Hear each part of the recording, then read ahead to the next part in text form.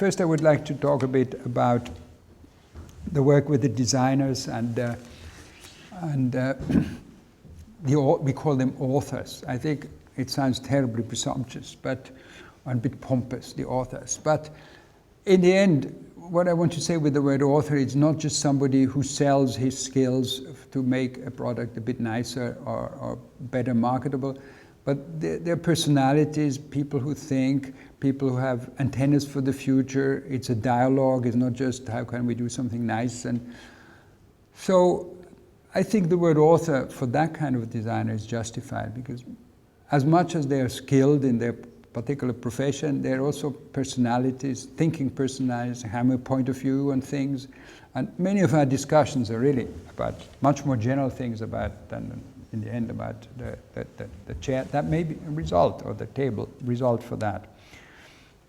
And I think I learned this, to appreciate the author in a few steps, which I would like to tell about. The first was when I was 16, I met Charles Eames, and that was not that I completely got what it was about, but I saw something that creative people were very different from anybody I knew, from my family, from other people around us, and I thought it was mysterious and fantastic, and I was full of awe.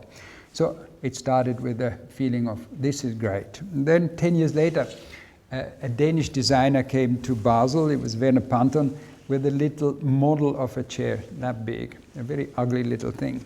And he had been traveling with this thing all through Germany, from north to south, and showed it to manufacturers. Nobody was really interested, or he said, come forget it. And then he met my father, who, and our story starts a bit early in the 50s with Eames and Nelson, etc. But at that time, we never had done something ourselves, because we were producing the Eames and Nelson product that has, as you know, been developed in the USA. And so my father got interested, looked at it, and I was just a student, and my father used me sometimes sort of to talk, because he hoped one day I would join the company, which at that time I didn't think at all. But and I was get crazy about this Eames and Panton as a type, and then particularly this chair, and I talked to my father, oh yeah, let's do it, etc.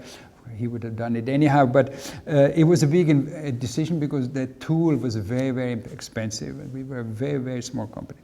And what was the inside? I mean, the inside was, Eames and Panton can have a great idea, but if he doesn't find a manufacturer, a partner, the idea will get lost, and maybe he would have gone with this little chair down to, I don't know, to Sicily, and he wouldn't have to, nobody have done it. So it needs, the inside was, the great creative mind is not autonomous. In art, yes, but not in our field. The great needs a partner, and without a partner, the idea will not happen. And then again, 10 years later, I became the CEO of Vitra, and I had another round of inside, and it was fantastic to work with designers, and stimulating and fun. It was only the only way to do any money, because obviously we are not paid to do something that is trivial. We are paying for the difference. And the difference, not the superficial difference, but the real difference comes from working with these great people. And we couldn't do it ourselves. We have to be a good partner for them, but we need them. And together we can do something interesting. Anyhow, all this built a tremendous respect, of course, starting with Eames and Nelson was the other.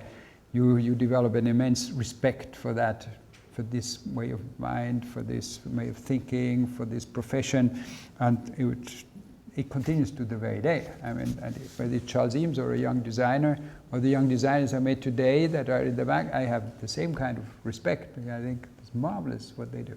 So that was the base. And then maybe a fourth was a very important one. The good designer, the good architect doesn't work for us. He works for himself. And that is first shocking, because yes, that's always said, they are narcissists. They have only their project in mind, and they couldn't care less for the client. You know all that.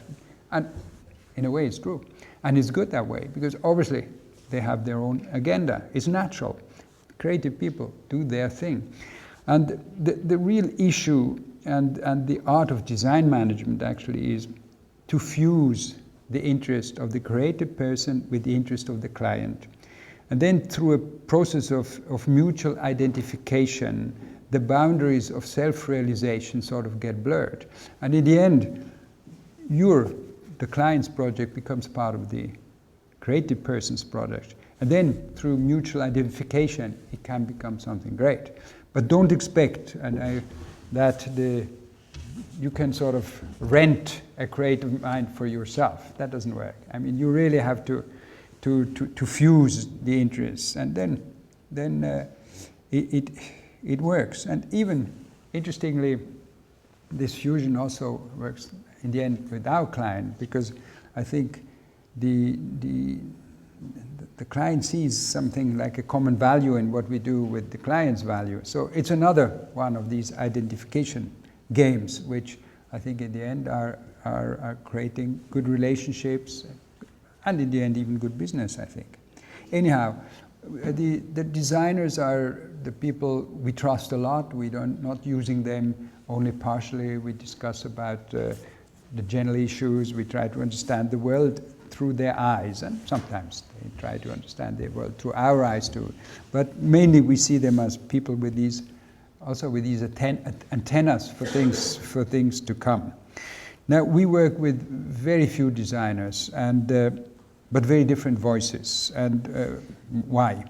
And I think the reason is that there is not a single avenue now in design. It's not just one way. I think at the beginning of the modern movement, you could have a very clear image what design was all about. And later, of course, the people like Max Bill, when design sort of became many things, he thought that was a terrible, terrible perversion of the design idea. I think we should be open to many different passes, and some passes lead to nowhere, but we don't know in advance which passes lead to nowhere and which lead to somewhere new. So we are very interested to work with different people. Of course, we have been going through this Eames and Nelson and Prouvé world, and these standards are terribly high. Maybe we can never meet them again in that. That's maybe a very particular phase. Also, I mean, how would Werner Panton, for instance, fit in that group that I just mentioned? He wouldn't, because he was not a constructivist. He was not like the Eames and Prouvé, interested in construction primarily. He was interested in another story. It was the world of plastics, the expressionism of plastics and the colors. Eames was not interested in that. He used plastic in a very reduced way. He didn't think of plastics as, he thought it's very good to make a shell, better than wood, easier to form. But it was not that he was so impressed. And Werner came with this completely different agenda. And then, so it's true for all the others. It started with Bellini. He had another agenda that was in the late 70s. Then later, Tiderio, Maeda, Martin van Severen, Jasper Morrison, Budorek brothers, Hella Youngeres, just the more recent relationship. They're all different. They represent different aspects of contemporary design, but there is a common value base, and it's very hard to say what that is. But I feel, because also I feel our product in the end is not an accumulation of product. I think it's a collection, and there must be a common base, and I think they all are, of course, based on the modern, even if they are going other ways. They're all modest. They're all very, very honest people. They're all really not completely self-referential. They're very interested in solving problems. They're interested in society. I think it's a group of people that, in spite of very different languages, they are very close on a value basis. That's why we can work so well.